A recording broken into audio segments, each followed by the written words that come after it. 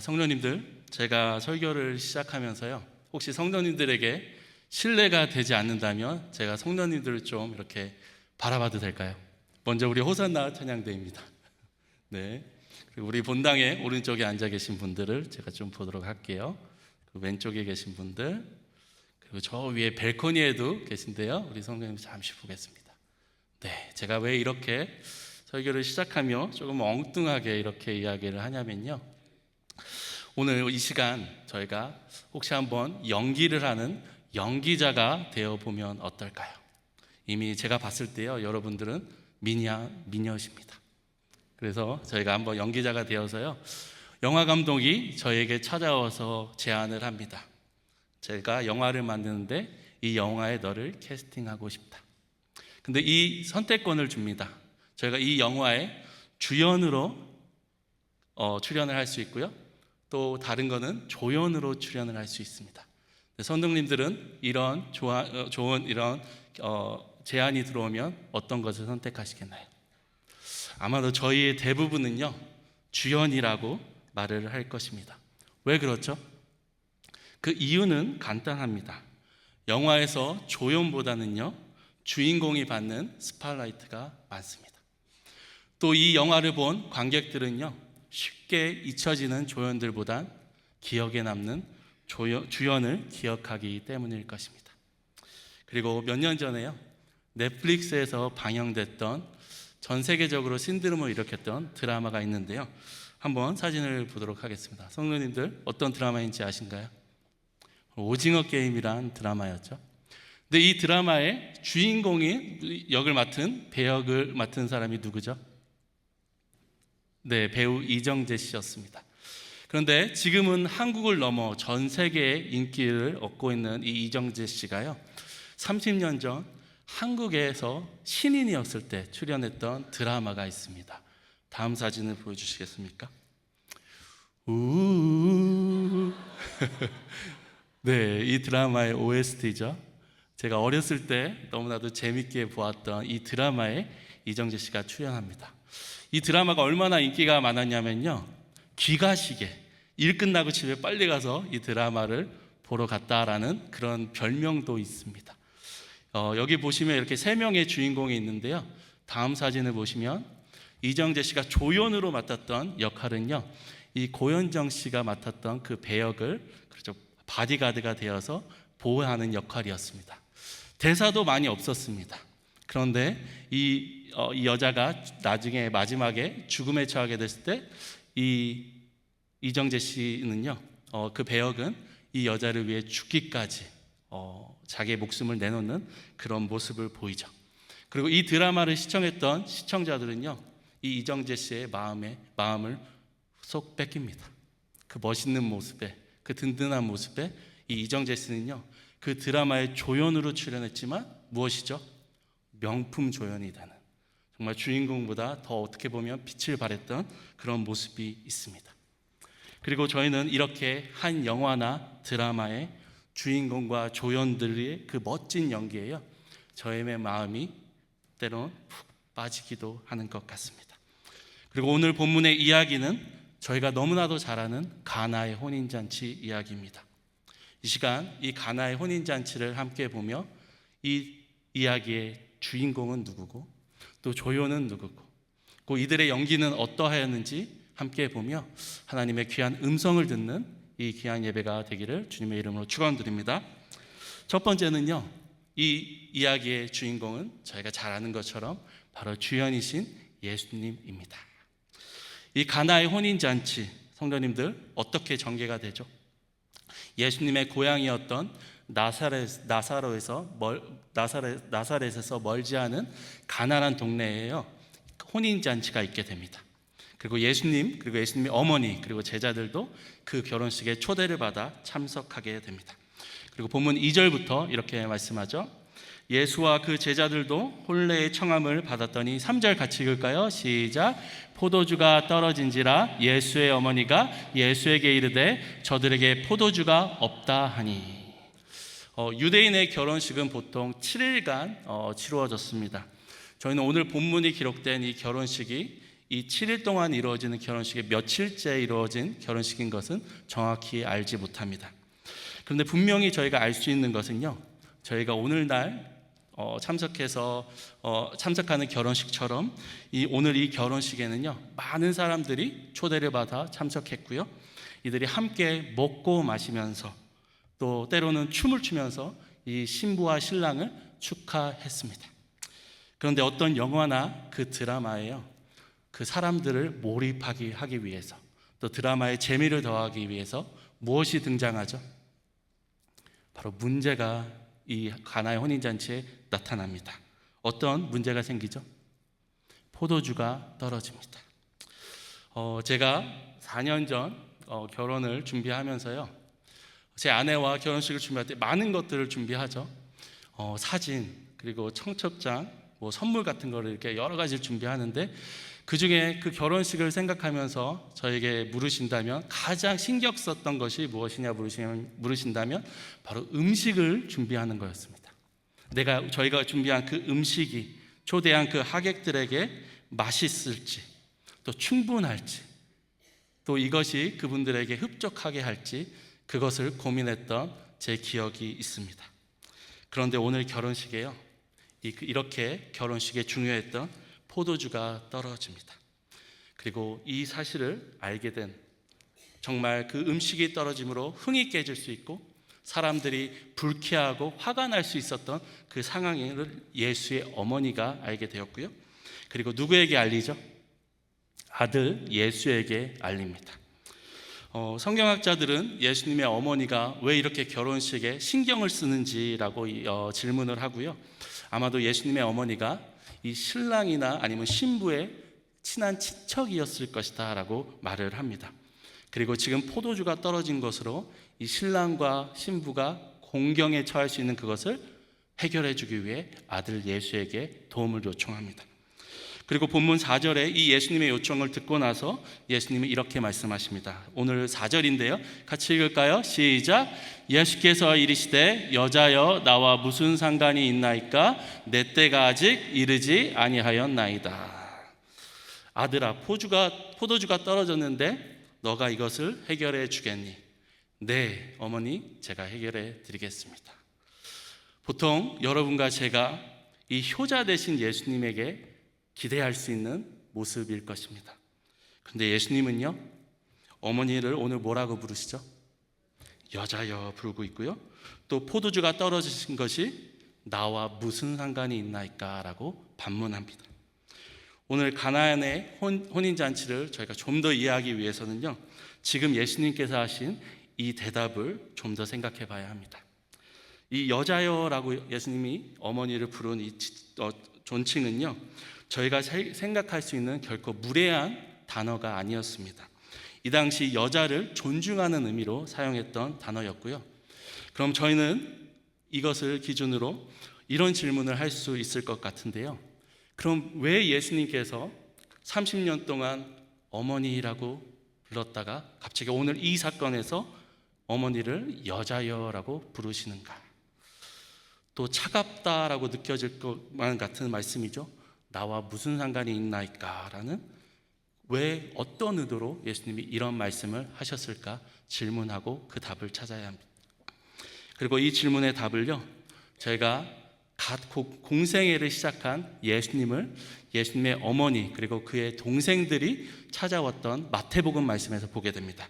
마태복음 12장 말씀인데요, 46절부터 예수께서 무리에게 말씀하실 때 그의 어머니가 동생들이 예수께 말하려고 밖에 섰더니 한 사람이 예수께 여짜오되 보소서 당신의 어머니와 동생들이 당신께 말하려고 밖에 서 있나이다 하니 48절부터 같이 읽을까요? 시작. 말하던 사람에게 대답하여 이르시되 누가 내 어머니이며 내 동생들이냐 하시고 손을 내밀어 제자들을 가리켜 이르시되 나의 어머니와 나의 동생들을 보라. 누구든지 하늘에 계신 내 아버지의 뜻대로 하는 자가 내 형제요 자매요 어머니이니라 하시더라. 예수님을 공생애를 시작하신 후에요, 어느 날 예수님의 어머니와 동생들이 자신을 찾아옵니다. 예수님은 집 안에서 하나님의 말씀을 많은 사람에게 가르치고 있습니다. 그리고 저희가 잘 아는 것은 예수님의 주위에 많은 사람들로 예수님은 둘러싸여 있습니다. 그리고 예수님의 어머니와 동생들은요, 그 집에 들어갈 수가 없습니다. 그래서 한 사람을 시켜서 그 안으로 들여보내죠. 우리가 여기 있다는 것을 좀 알려달라. 그리고 그 사람이 그 안에 들어가서 예수에게 말합니다. 당신의 어머니와 동생들이 저 밖에 있습니다. 그리고 예수님이 바로 뛰쳐나가셨나요? 아닙니다. 거기에 있는 사람들에게 이야기를 하죠. 지금 내가 전하는 이 하나님의 말씀을 듣고 그리고 그 뜻대로 행하는 자가 나의 형제고 어머니이다. 성도님들, 진짜 그 집 밖에 있는 어머니와 동생들이 이 예수님이 이 순간 인연을 끊은 건가요? 저희는 아닌 것을 잘 압니다.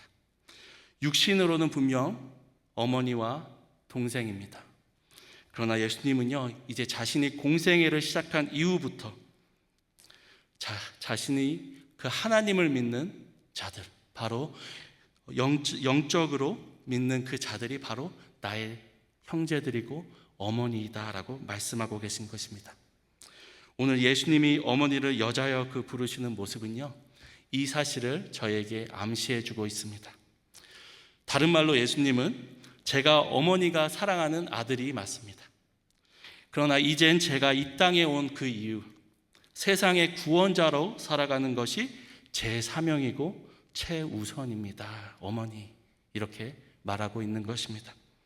그리고 저희가 이 사실을 저희가 본문 4절 하반절에서 더 확인할 수 있는데요. 저희 같이 읽을까요? 시작. 내 때가 아직 이르지 아니하였나이다. 예수님은 나의 때가 아직 아닙니다 라고 말씀하시죠. 이 때는요, 어떤 시간을 말하고 있습니다. 그리고 이 때가 언제인지 저희는 요한복음 전체에서 보게 됩니다. 저희가 잘 아는 것처럼 종교 지도자들이 예수님을 잡아 죽이려고 했죠. 그러나 매 순간 이들이 예수님을 잡을 수 있었는데요, 그럼에도 불구하고 예수님은 도망가시고요, 그리고 그들의 손에 잡히지 않으십니다. 그리고 성경은 어떻게 이야기를 하냐면요, 그의 때가 아직 이르지 아니하였다라고 말합니다. 그리고 저희는 예수님이 잡히시던 그날 저는 예수님께서 하나님께 기도하신 모습을 압니다. 그리고 예수님은 이렇게 이야기하시죠. 아버지여, 때가 이르렀나니 아들을 영화롭게 하소서. 성도님들, 예수님이 말하시는 이 때가 언제인 것을 저희가 보게 되죠. 예수님이 십자가를 통해 인류를 구원하시고요, 바르고 모든 영광을 받으시는 그때입니다. 사실 오늘 이야기에서 보게 되는 이 결혼과 포도주란 이 두 단어는요, 유대인들에게는 매우 상징적인 단어였습니다. 그 이유는 구약의 선지자들은 메시아를 예언하며 이 메시아가 이 땅에 오실 때 이 말 하나님의 나라가, 그 풍성한 하나님의 나라를 이야기하며 이 결혼과 포도주란 단어를 사용했습니다. 그리고 오늘 결혼식에서요, 만약 예수님께서 그 물을 변하여 포도주를 만들어 이 사건을 해결하신다면요, 예수님은 그 구약에서 결혼과 이 포도주가 이 두 단어로 예언되었던 메시아인 것을 자기가 증명하는 것이었습니다. 그런데 성도님들, 예수님께서 이 세상의 구원자가 되기 위해선 먼저 어떤 일이 있어야 되죠? 어떤 사건이 있어야 되죠? 바로 십자가 사건입니다. 예수님이 오늘 내 때가 아닙니다 어머니라고 말씀하신 것은요, 어머니, 제가 오늘 결혼식에서 포도주를 물로 만들 수 있습니다. 그리고 이것이 구약에서 예언되었던 바로 메시아인 것을 제가 나타낼 수 있습니다. 그러나 제가 메시아가 되기 위해서는 제가 먼저 십자가를 먼저 지어야 됩니다 라고 어머니에게 내 때가 아닙니다 라고 말씀하신 것입니다. 그런데 흥미로운 사실은요, 처음에는 저희가 이렇게 보는 것처럼 예수님께서 자신이 메시아인 것을 증명하는 것을 주저하는 것처럼 보이지만요, 저는 예수님께서 어떤 이유에서 오늘 결혼식에 포도주가 떨어진 이 상황을 통해서 자신이 메시아인 것을 나타내기로 결정한 것을 보게 됩니다. 결국 오늘 보면 11절에서 이 물을 포도주로 바꾸시는 그 일을 통해 주님의 무엇이죠? 바로 영광이 나타나는 것을 저희가 보게 됩니다. 저희는 가나의 혼인잔치의 주인공이 누구인 것을 보게 되죠? 바로 예수님인 것을 발견합니다. 그리고 저희는 계속해서 이 이야기 가운데 놓쳐서는 안 되는 인물이 있습니다. 바로 두 번째 오늘 이야기의 조연으로 나오는 바로 하인들입니다. 저희가 잘 아는 복음성가가 있죠. 바로 예수님이 말씀하시니라는 찬양인데요. 제가 1절을 같이 한번 불러볼까요?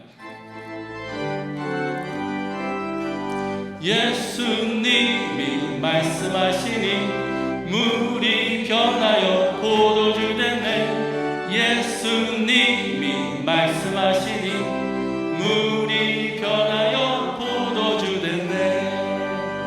네, 성도님들이 미남 미녀만 아니시라 또 노래도 이렇게 잘하시는 참 욕심쟁이시네요. 네. 그런데 저희가 이 가사를 너무나도 잘 압니다. 그런데 분명 예수님께서 오늘 말씀하셔서 물을 포도주로 바꾸시는 것이 맞는데요, 저희가 본문에서 놓쳐서는 안 되는 것이 있습니다. 오늘 예수님이 물을 포도주로 바꾸시는 이 사건을 누구에게 말씀을 하시죠? 저 가로에 누가 들어가야 되죠? 바로 조연 하인들입니다. 이들에게 먼저 말씀을 하시죠. 성경학자들은요, 이 하인들이 신랑과 신부가 결혼식을 고용한 사람일 것이다 라고 또 추측을 하기도 하고요, 또 원래 신랑과 신부의 하인들이었을 것이다 라고도 추측을 합니다. 근데 저희는 정확히는 알 수는 없습니다.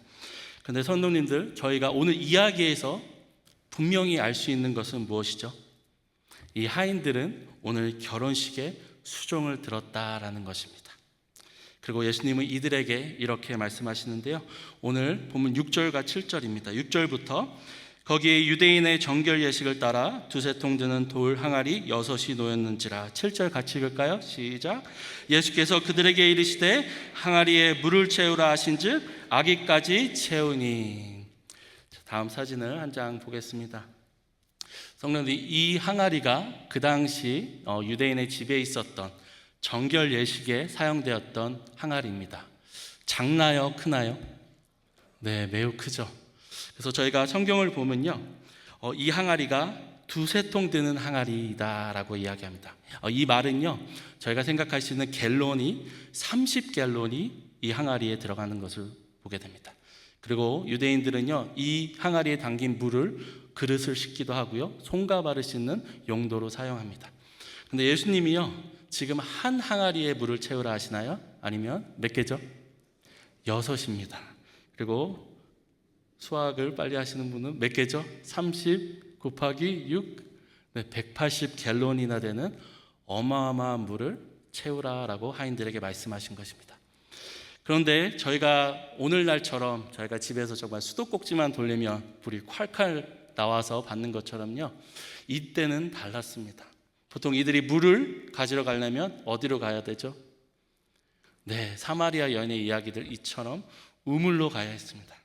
그리고 이 물을 근처의 우물에 가서 떠서 지금 물 항아리에 담으라고 예수님은 말씀하십니다. 180갤론이나 되는 많은 물을 가지고 와서 채우라는 말씀, 순종하기 쉬운 말씀이었나요? 아니었나요? 분명 어려운 말씀이었습니다.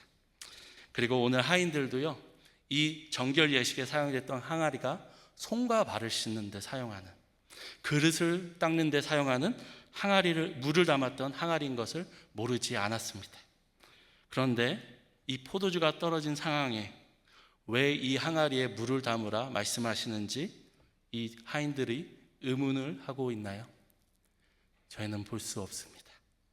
오늘 이야기의 어디에서도 이 하인들이요, 왜 예수님이 항아리에 물을 담으라 하시나, 왜 이렇게 힘든 일을 시키시나, 어떤 불만과 의심도 저희는 찾아볼 수 없습니다.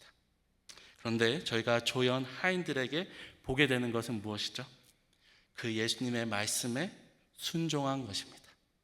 그리고 이들은요, 이 물을 떠서 연회장에게 갖다 주란 예수님의 말씀에 또 순종합니다. 이 당시 결혼식을 총괄했던 연회장에게 물을 떠서 갖다 주는 이 행동은요, 믿음의 눈으로 보지 않는다면 정말 미친 행동이었습니다. 불난 집에 불체질을 하는 그런 격이었습니다. 자신이 공경에 처할 수도 있는 그런 상황이었습니다. 그런데 이들은요, 말씀에 순종했고 그리고 기적은 일어납니다. 오늘 본문 9절로 10절입니다. 9절부터 연회장은 물로 된 포도주를 맛보고도 어디서 났는지 알지 못하되 물돈 하인들은 알더라. 연회장이 신랑을 불러 10절 같이 읽을까요? 시작. 말하되 사람마다 먼저 좋은 포도주를 내고 취한 후에 낮은 것을 내거든 그대는 지금까지 좋은 포도주를 두었도다 하니라. 하인이 가져온 그 컵에 연회장이 그 물을 가지고 왔냐. 하인들을 이 연회장이 혼냈나요? 왜 나에게 물을 가지고 왔냐? 아닙니다. 이 하인들이 가지고 온 그 컵에 무엇을 마시고요, 이 연회장은 감탄합니다. 그리고 신랑에게 가서 이렇게 이야기하죠. 보통 결혼식에 좋은 포도주를 먼저 내고 사람들이 취한 후에 그보다 더 낮은 더 좋지 않은 포도주를 갖다 오는데 지금까지 맛보지 못한 좋은 포도주를 지금 가지고 나왔다라고 이 포도주 맛을 보고 연회장은 감탄합니다. 오늘 혼인잔치의 하인들은요, 정말 한마디도 없는, 대사도 없는 조연이었습니다. 그러나 설교 서두에 얘기한 것처럼 오늘 이들은 어떤 모습이죠? 명품 조연이 됩니다. 이들의 믿음의 순종은 주연이신 예수님을 더욱더 빛나게 하죠. 그리고 분명 힘들고 온전히 이해되지 않고 자신이 공경에 빠질 수 있었지만 이들은 믿음의 순종으로 자신의 역할을 순종합니다. 성도님들, 때론 하나님은 오늘 하인들의 믿음을 통해 그 주인공이신 예수님의 영광을 드러내신 것처럼요, 저희를 하나님의 나라의 이야기에 조연으로 캐스팅하시고 때론 믿음의 순종을 요구하는 그 자리로 인도하십니다. 저희에게 아무런 대사가 주어지지 않을 때도 있고요, 그냥 힘든 그 일을 묵묵히 견뎌내야 하기도 하죠. 내 이성으로 이해가 되지 않는 자리들일 수도 있습니다.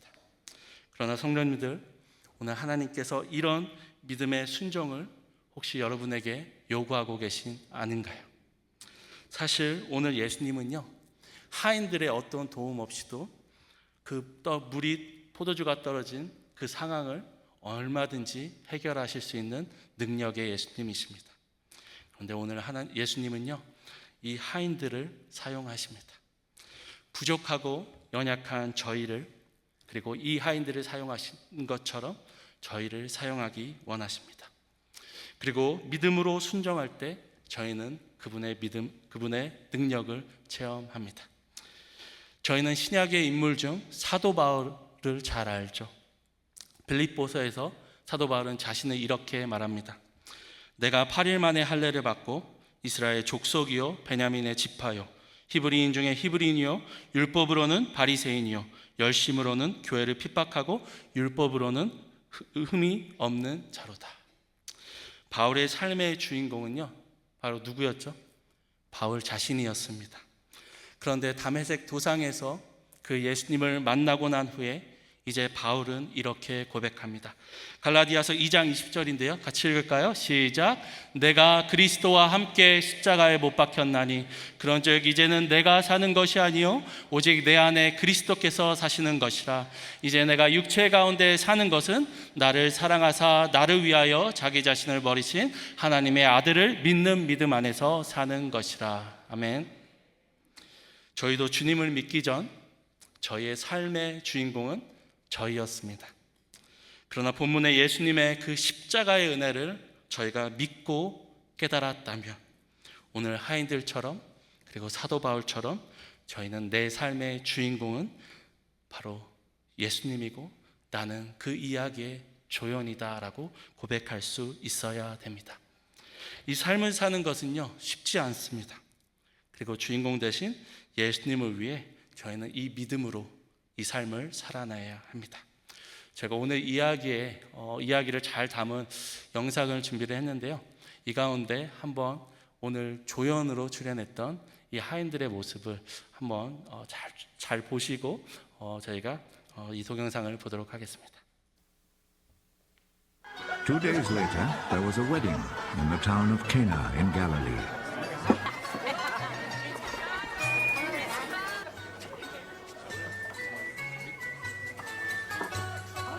Jesus' mother was there. And Jesus and his disciples had also been invited to the wedding.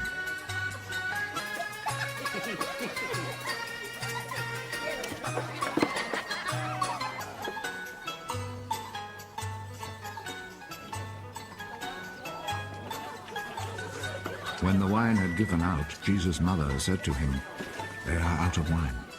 Madam, what do you have to do with this? My time has not yet come.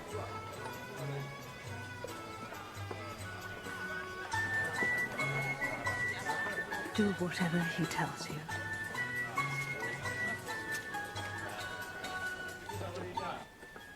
The Jews have rules about ritual washing, and for this purpose 6 stone water jars were there, each one large enough to hold between 20 and 30 gallons. Fill these jars with water.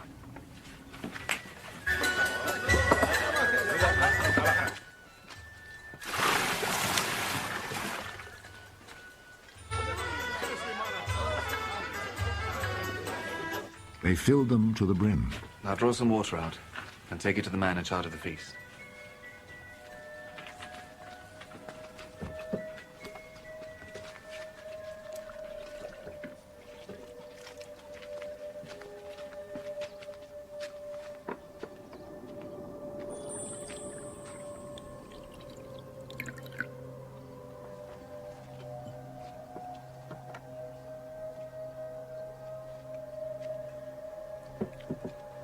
They took him the water, which now had turned into wine, and he tasted it. He did not know where this wine had come from, but of course the servants who had drawn out the water knew. So he called the bridegroom. Everyone else serves the best wine first, and after the guests have drunk a lot, he serves the ordinary wine. But you have kept the best wine until now.